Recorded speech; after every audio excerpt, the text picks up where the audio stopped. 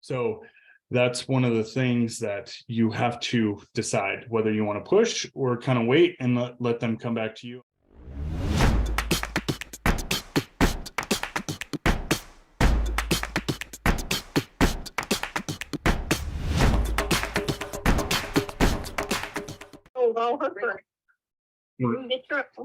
Right. Well, let me ask you this, because what we're seeing with the marketplace is that obviously interest rates are probably going to go up a little bit more. They're trying to curb the inflation and whatnot.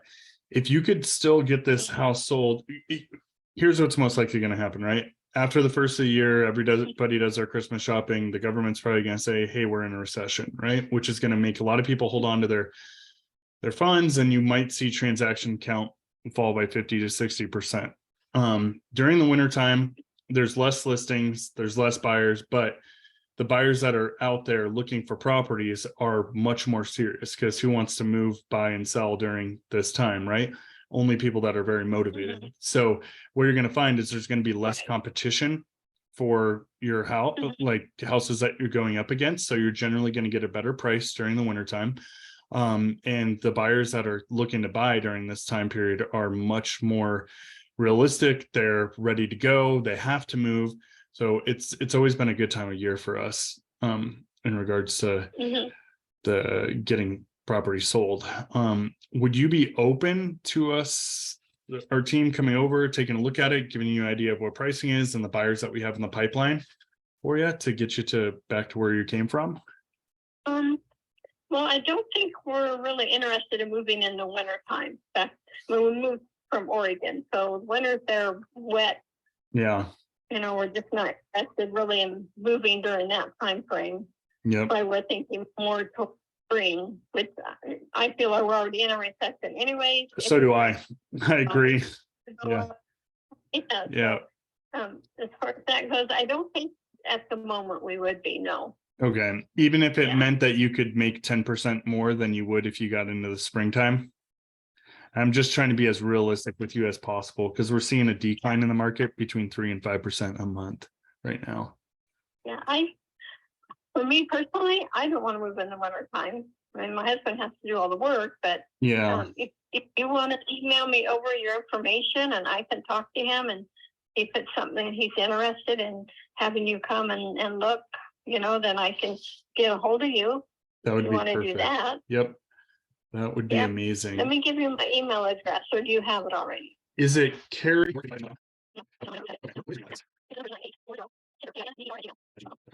Okay. What was your associate that texted me? What was his name? His name was Edward. Edward. Yep. Okay. Edward and Andrew. I had somebody named or something, because somebody texted me and said, asked if we were interested. I said maybe, for the right price. Yep. But he didn't tell me what company it was with, so I didn't even know who it was. Oh yeah, it's Edward and Andrew, so it could have been Andrew as well. Okay. Edward works full time. Okay, Andrew. And if you're open to it, even if you just wanted to, if we could do a preview of it, that way if we do have any buyers for you, we could give you a call. Because what we don't like to do is show buyers properties that we haven't already seen, right? Or seen the pictures and whatnot, but completely up to you on that. And I didn't know if you had any availability next week or whatnot to look at that, but if you want to run it by David, totally understandable.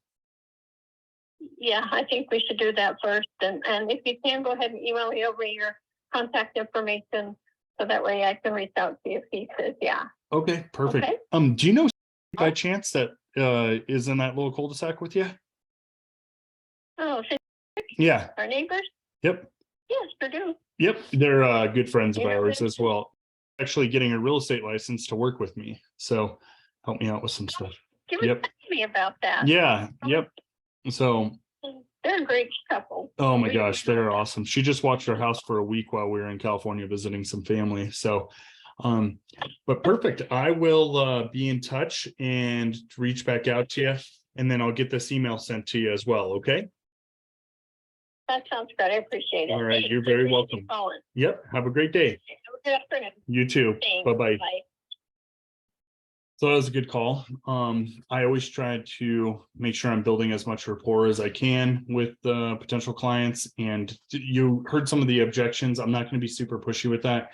I had a really good inkling that she knew some of our previous friends, and that would help me to get the listing. And if I pushed too hard, then it would have totally just kind of pushed them over the edge, and they may have not wanted to work with me. So that's one of the things that you have to decide whether you want to push or kind of wait and let them come back to you. I feel like that's going to be they'll call me, come list me type of deal. And that'll be a good thing on our end. So ring ring. Right. Hey, good morning, Donnie. It's James Mitchner with Realtor One Group. How are you today? Great, thank you. Hey, I just got a quick question. I'm doing some marketing in your neighborhood and was just calling to see if you were by chance looking to sell. Yeah, that's what a lot of the neighbors say. I've been doing a lot of marketing in the neighborhood for quite a few years, and that's the majority of what people say. So do you have any plan for the next 2 to 5 years, or just staying put for probably the duration? Okay. Do you know of any of your friends or neighbors that might be looking to sell at this time or buy? Okay. Well, one thing that I do have is because I've been doing so much marketing in the neighborhood, is I do give a monthly newsletter for you. So what it'll do is it'll give you the value of your home. It'll show you what other properties have sold for, and the best thing about it is you can go in and put the upgrades in your home whenever you've done any renovations to help build up that value. And it's just once a month, so you're not going to be bombarded with emails. Would you mind if I sent that to you? Would that work? No. It would be via email. So you would just get it once a month, and it would be emailed out to you and give you an idea of what your property is worth, and then what other properties have sold for in your neighborhood. Yeah. Yep, absolutely. And again, you're not going to get bombarded. So, and we can take it off whenever you want, or you can give me a call with any questions that you have as well about the market. Okay. Great. So we'll do that. And so that's how you're segueing into that. Okay, let's do it again. So ring. Hello. Hey, good morning, Donnie. It's James Mitchner with Realtor One Group. How are you today? Good. How you doing? Good. Hey, I just got a quick question for you. I've been doing a lot of marketing in the neighborhood, and I was just calling through. I wanted to see if you were by chance looking to sell this year or next year by chance. No, we're not selling. We plan on staying there for a while. Okay, I absolutely get that. And with all the marketing we do in the neighborhood, that's probably one of our number one objections that people will say in the neighborhood is they love it. They're not looking to move. This is their forever home. But quick question for you, Donnie. Do you know of anybody that would be looking to sell or buy by chance in your neighborhood? No, I don't think so. Okay. None of our neighbors have said anything. Okay.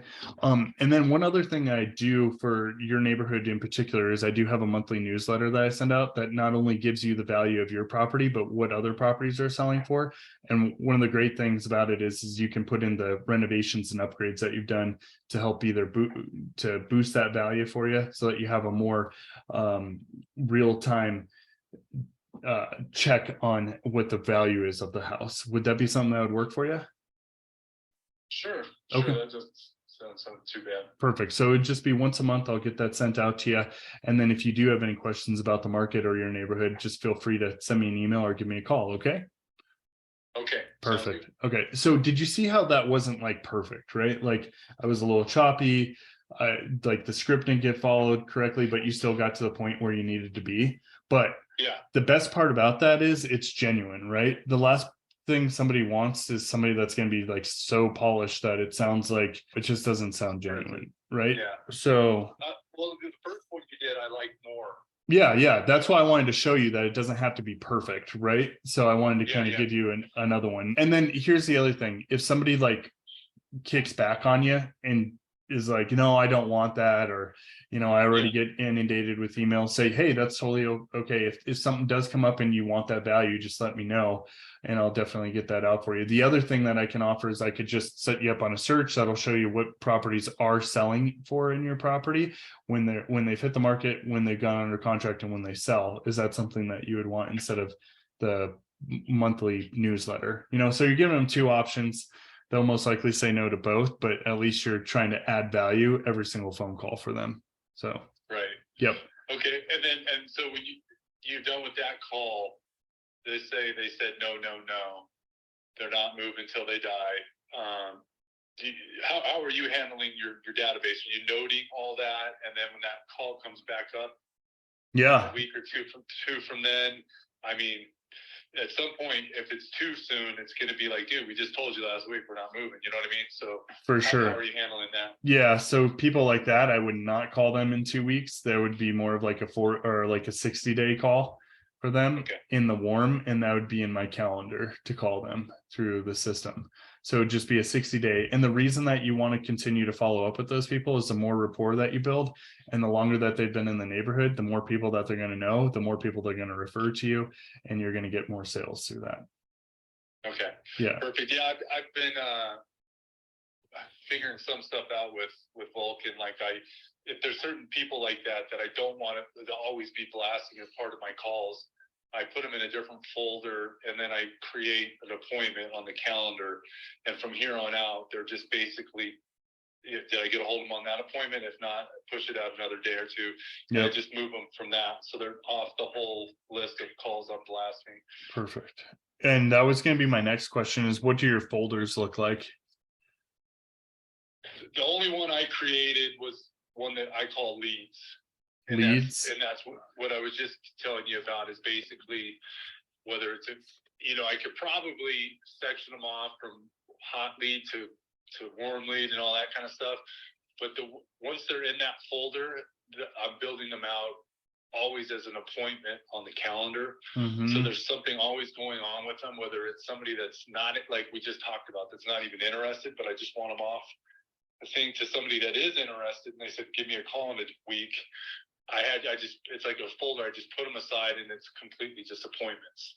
Okay. Is the way I've been using it. Yeah. So in that neighborhood farming game plan, there's a section there on process of where to put and label leads, and it says cold, delete, warm, hot. You want to set that up like that. And the reason is because the main reason that we're doing this is so that you can build out your mailing systems a little better and be more concise, and you can have a sniper approach rather than just shotgunning all of this stuff over to like just shotgunning. It's you're going to make more money by doing that way. So and it's going to be more of a sniper approach. So yeah, make sure that you're following that would probably be one of the key things I would do, Donnie, to be completely honest. I know you're doing the calls with the cancel expireds and for sale by owners, but if you really focus in on Timberridge and you focus in on Pinion Oaks, you're going to hammer it. Because here's the thing, when the market gets slower, there's going to be less agents doing what you're doing. There's going to be less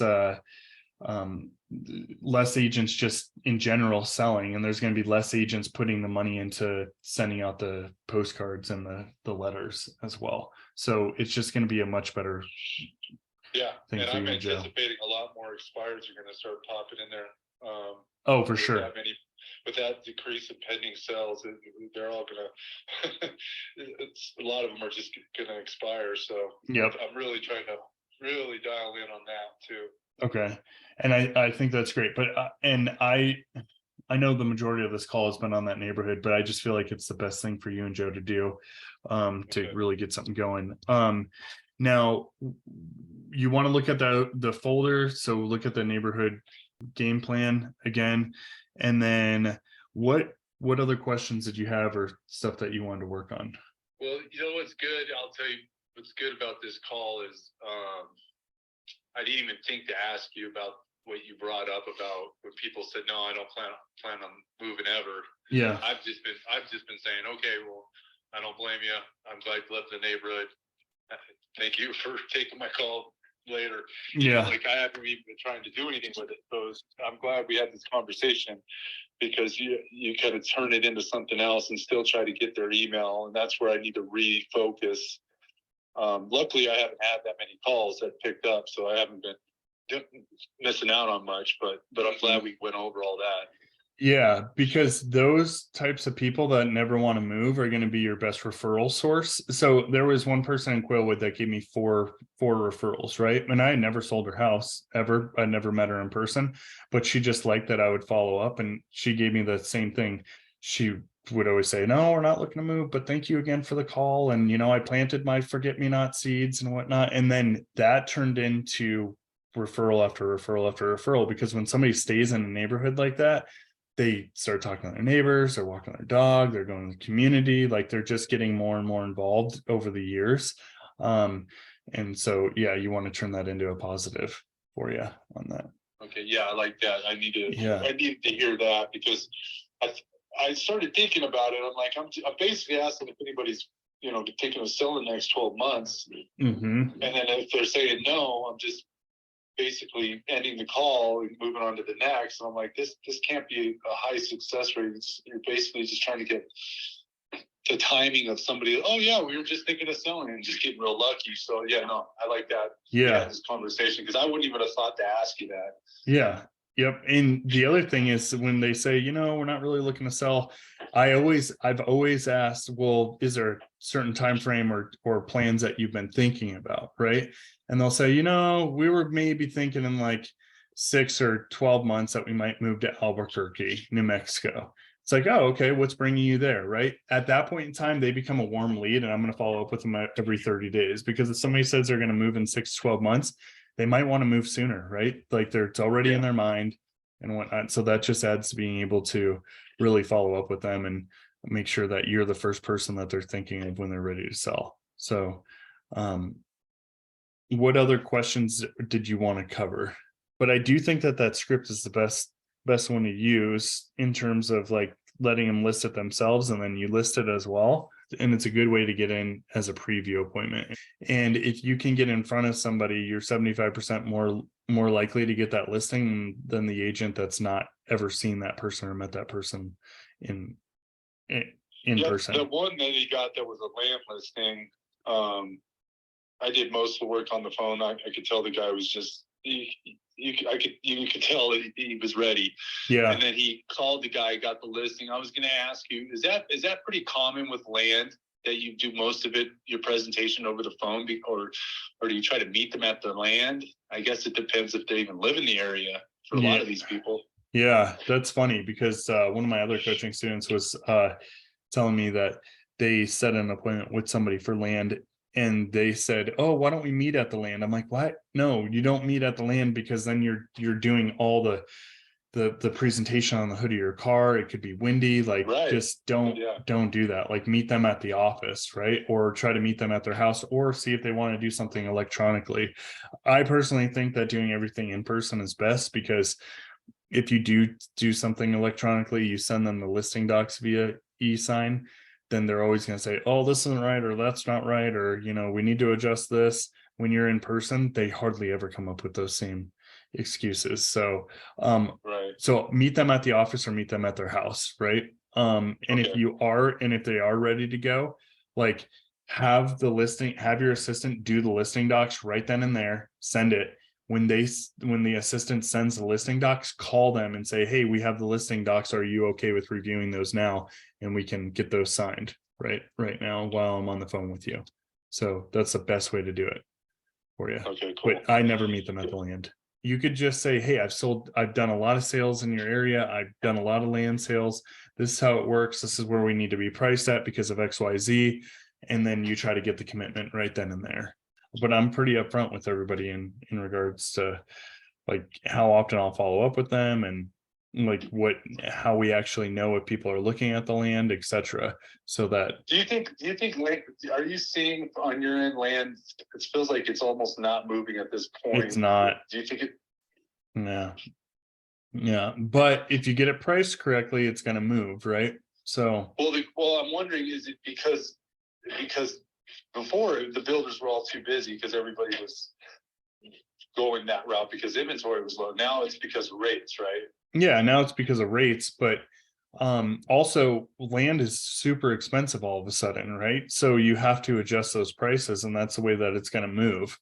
The pricing from 8-9 months ago on land, or let's say from April, is no longer existent. You need to cut that by like, I mean, I know it's gonna suck, but you got to cut that by like 25 to 40% now. Yeah. Like, Yeah. and you got to be upfront with people. Like, hey, if you really want this land to move, and I know you had it listed at 800 grand, but we need to be at 650, and these are the reasons why. And I don't want you to end up getting calls from other agents that your listing expired after I've worked for you on this, because I wasn't upfront with you on the pricing. And I don't want you to keep having to pay HOA fees. I don't want you to have to keep paying taxes. And in order to do that, I got to be upfront with you and be honest and be a fiduciary and tell you this is what needs to happen with the land. And basically, we're going to do this for marketing, but it has to be priced here in order for that marketing to work. And a lot of times people, especially when they're rich like that, like in the American Ranch and whatnot, like they understand the importance of the pricing and the importance of the marketing more so because they've been in so many business transactions. But so they'll appreciate you being genuine and authentic and being a straight shooter with them. So I went on a listing appointment with John Mead 2.5 years ago on a guy who had constantly had his property expire, right? It started at like 2.5 million, went down to 1.2, then went down to 1.8. And then I sat down in front of him and he's like, well, where do you think it needs to be priced? I said, you need to be at 1.5 million, right? And he just kind of looked at me like, what? Oh my gosh. And after I got the listing signed, right? Because he appreciated that. And I went over the stats. And then after we left, John, when we got in the car, he's like, dude, I can't believe you just shot that guy right in between the eyes at that price. I'm like, well, what's the point of going to the appointment if I'm just going to do what every other agent did, which was just overprice it at that point in time? Like, It's not going to happen. What did we do, dude? We double ended it and we made like $90,000 on it or something like that. It was crazy. Yeah, what's the saying? It's always better to be the third listing agent. Yeah. Especially if you're going to get real with them, because if the first person told him 1.5, he might not have been emotionally ready for that. No. But he could have been led to believe it was worth a lot more because the first agent was just so on too. So yeah. Well, for sure. And like they have the disadvantage because they don't know what the market's doing at that point in time and how the market's going to try to absorb that property and it's going to season and whatnot. Whereas being the second and third agent, you're like, hey, you started off here. These are the price adjustments that you made. These are the properties that have sold since your property has been on the market. Thus, we need to market it this way, but we have to price it this way in order for it to sell. So it's always nice. That's why canceling expireds are great, because somebody already did 90% of the legwork. All you have to do is come in there and price it correctly, right? So yeah. I love them. I mean, every now and then I'll get somebody that's like, don't call me. Yeah, I'm not selling.